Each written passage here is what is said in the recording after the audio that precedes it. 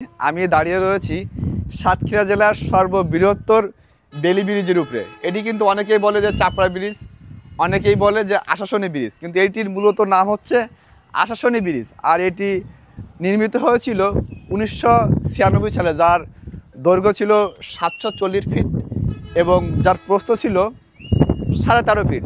তো এখানে দেখতে পাচ্ছেন যে এখানে যে ইস্পাতগুলো অনেক পাওয়ারফুল একটি ইস্পাত। এই ইস্পাতের কিন্তু প্রত্যেকটি পরতে পরতে জড়িয়ে রয়েছে এই অঞ্চলের মানুষের ভালোবাসার কিছু স্মৃতি।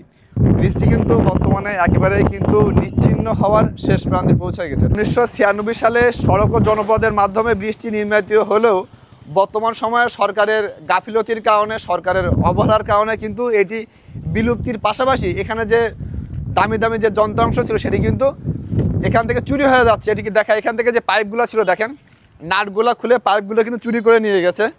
পাশাপাশি যেখানে পাইপগুলা, এখানে পাইপগুলার তো নাই, পাশাপাশি যে নাটগুলো ছিল দেখেন, বড় বড় যে নাটগুলা কিন্তু এখান থেকে চুরি করে নিয়ে গেছে খুলে। ব্রিজের নিচের অংশ, তো নিচের অংশে এই যে লম্বা লম্বা যে রডগুলো দেখতে পাচ্ছেন, তো এই রডগুলো সামনে থেকে সবই কিন্তু খুলে নিয়ে গেছে, একটু দেখায়।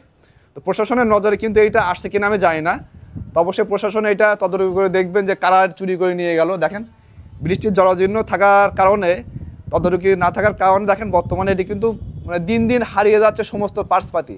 দেখেন প্রত্যেকটা পাইপ কিন্তু বর্তমানে এখানে যারা অসাধু লোকজন রয়েছে তারা কিন্তু এখান থেকে চুরি করে নিয়ে যাচ্ছে। তো এক কথায় বলা যায়, যদি একটি দর্শনীয় স্থান হিসেবে রাখা যায় নতুন করে বৃষ্টি সংস্কার করে, তাহলে আমার মনে হয় যে সাতক্ষীরার পরবর্তী প্রজন্ম দর্শনীয় স্থান হিসেবে এটি ভালোভাবে নিতে পারবে। কারণ এখানে দাঁড়িয়ে অনেক সুন্দর সুন্দর প্রাকৃতিক সৌন্দর্য উপভোগ করা যায়। আমি যদি এইখানে একটু যাই এই ব্যারিকেডটার মাধ্যমে, তো আমার পিছনে যে নদীটি দেখতে পাচ্ছেন এটি কিন্তু মরিচচাপ নদী, যেটি একসময় বিশালতা ছিল অনেক বড়। বর্তমানে সেটি সংকীর্ণ হয়ে নদী বলা যায় না, আমার খালে পরিণত হয়ে যাচ্ছে দিন দিন।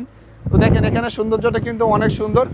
তো এটি কিন্তু দর্শনীয় স্থান হিসেবে ধরা যায়, কারণ এটি অনেক পুরাতন আমলের একটি বেলি ব্রিজ। সাতক্ষীরা আশাসনী উপজেলায় দুইটা ব্রিজ রয়েছে, যেটি অনেক বিখ্যাত। একটি হচ্ছে এই বেলি ব্রিজ, আরেকটি হচ্ছে আশাসনী মানিকখালী ব্রিজ। তো প্রশাসনের কাছে আমি বিনীতভাবে আবেদন জানাবো, যদি এই ব্রিজটি পুনরায় সংস্কার করে পথচারীদের চলাচলের উপযোগী করা যায় তাহলে অনেক ভালো হবে এবং এটি পরবর্তী প্রজন্মের জন্য একটি দর্শনীয় স্থান হিসেবে রয়ে যাবে। তো সবাইকে ধন্যবাদ জানাচ্ছি। আবারও দেখাবে নতুন কোনো জায়গায়, নতুন কোনো পর্বে। ধন্যবাদ সবাইকে।